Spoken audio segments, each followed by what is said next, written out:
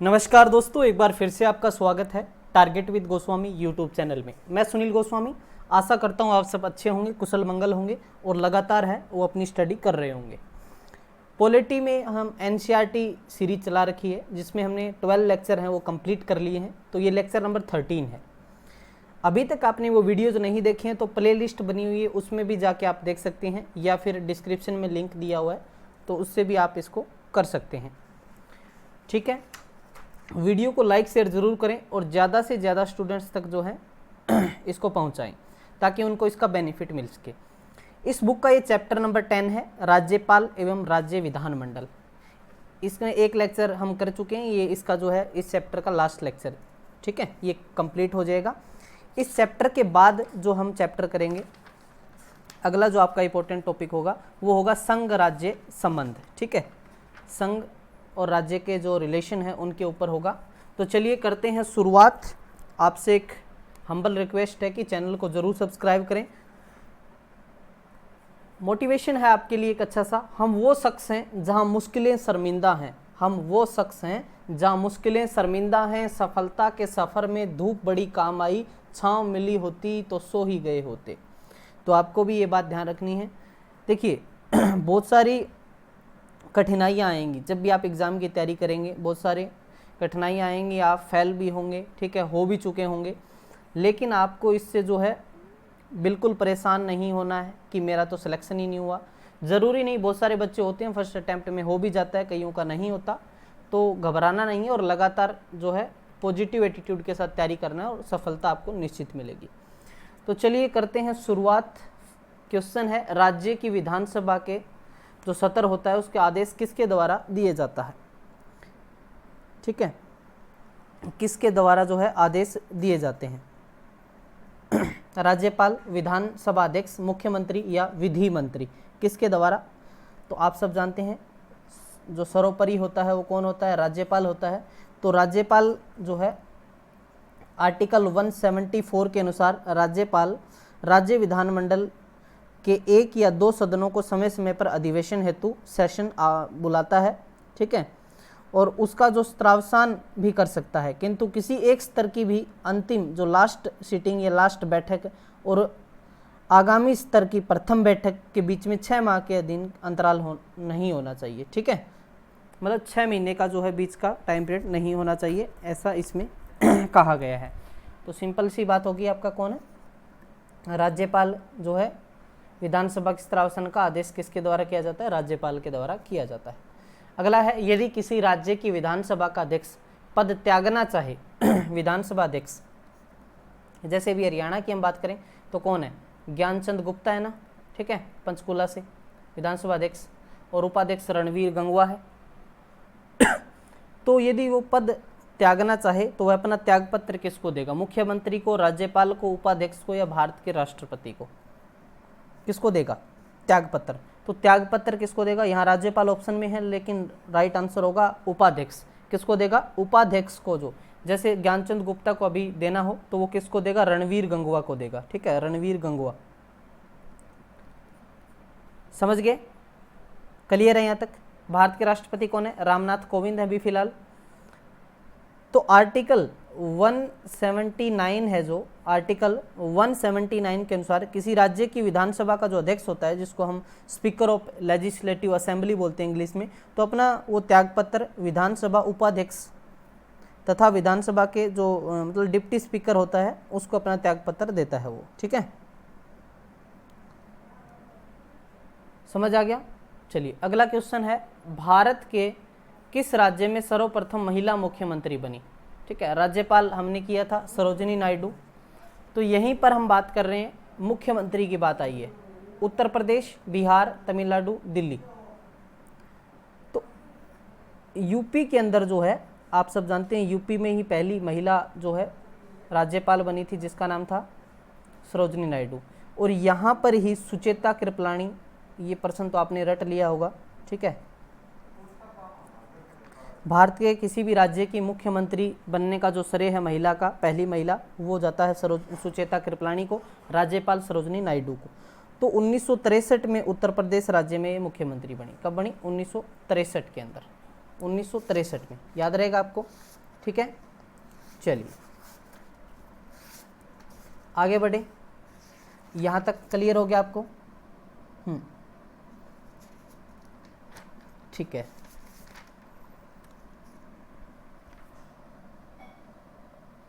किसी राज्य के मुख्यमंत्री से संबंधित निम्नलिखित कथनों में से कौन सा सत्य नहीं है?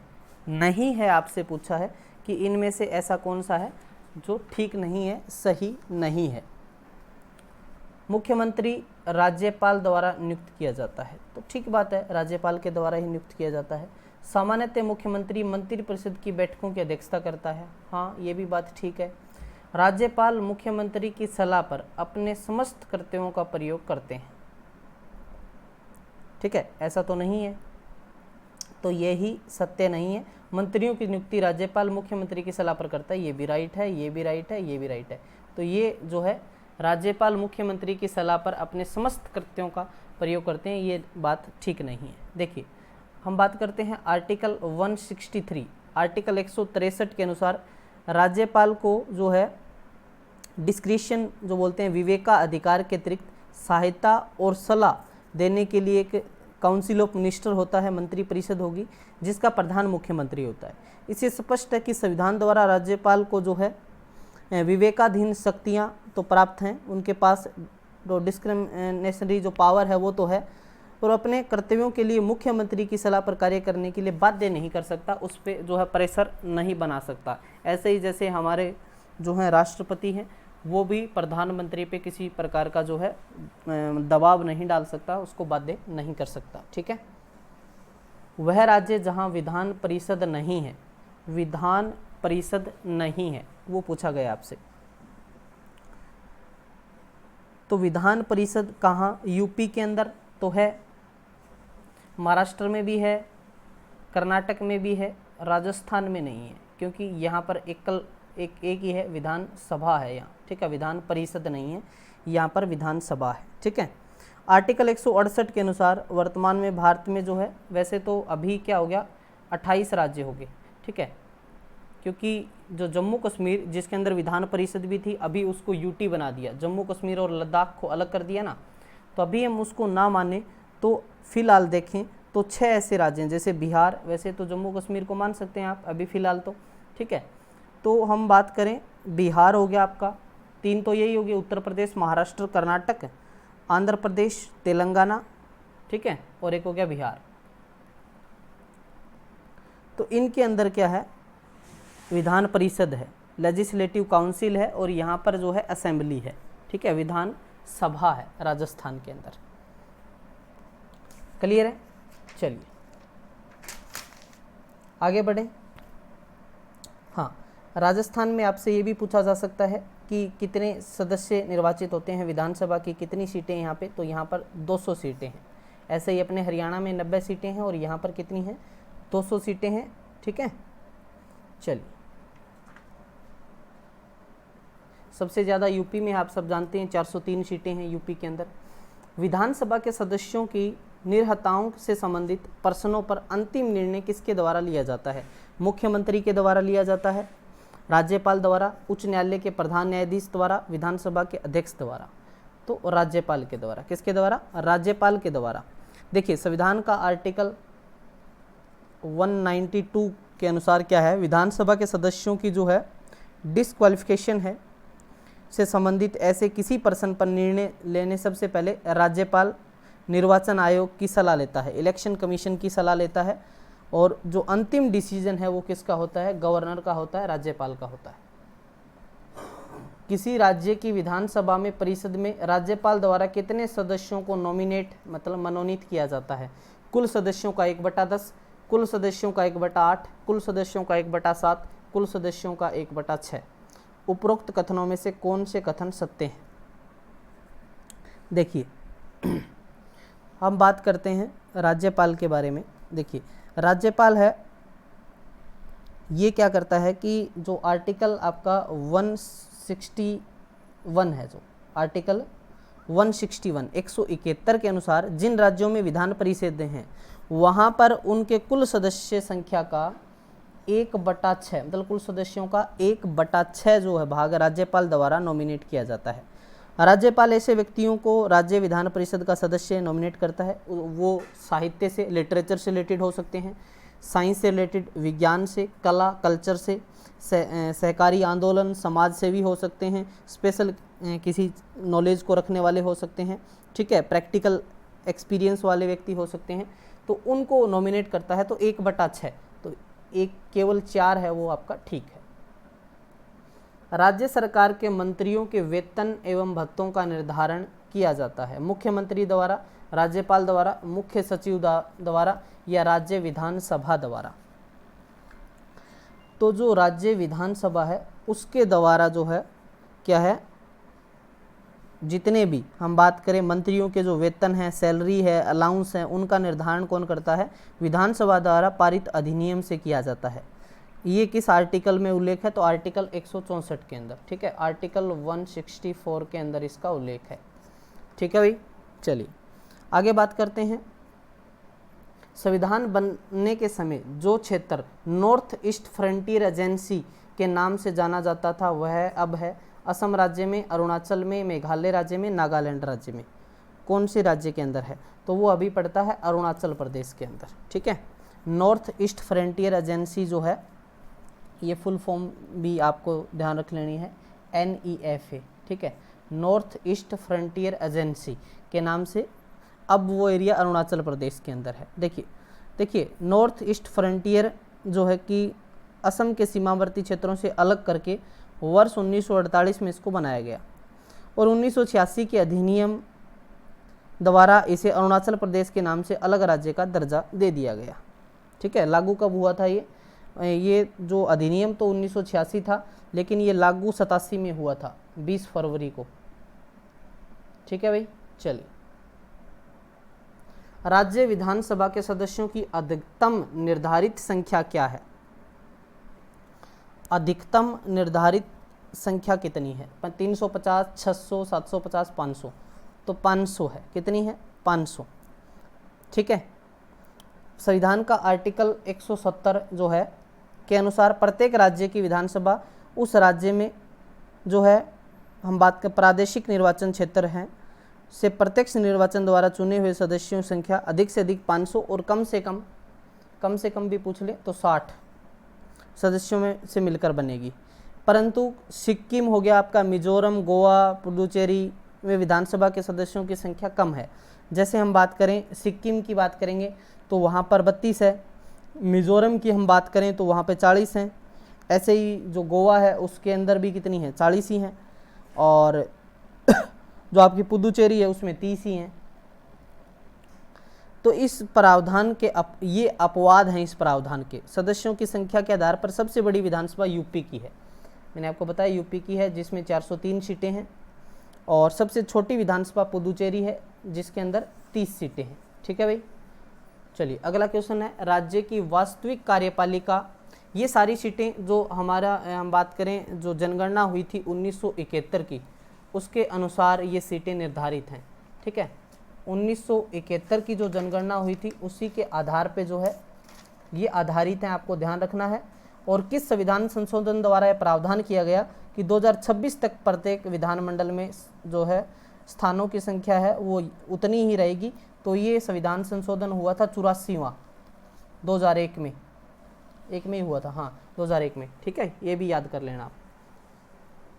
राज्य की वास्तविक कार्यपालिका शक्ति का प्रयोग किसके द्वारा किया जाता है? राज्य की वास्तविक कार्यपालिका शक्ति का प्रयोग किसके द्वारा किया जाता है? मुख्यमंत्री, मंत्रिपरिषद, राज्यपाल, उच्च न्यायालय का मुख्य न्यायाधीश। तो मुख्यमंत्री के द्वारा। देखिए भारत में केंद्र के समान राज्यों में भी संसदीय शासन व्यवस्था को अपनाया गया है।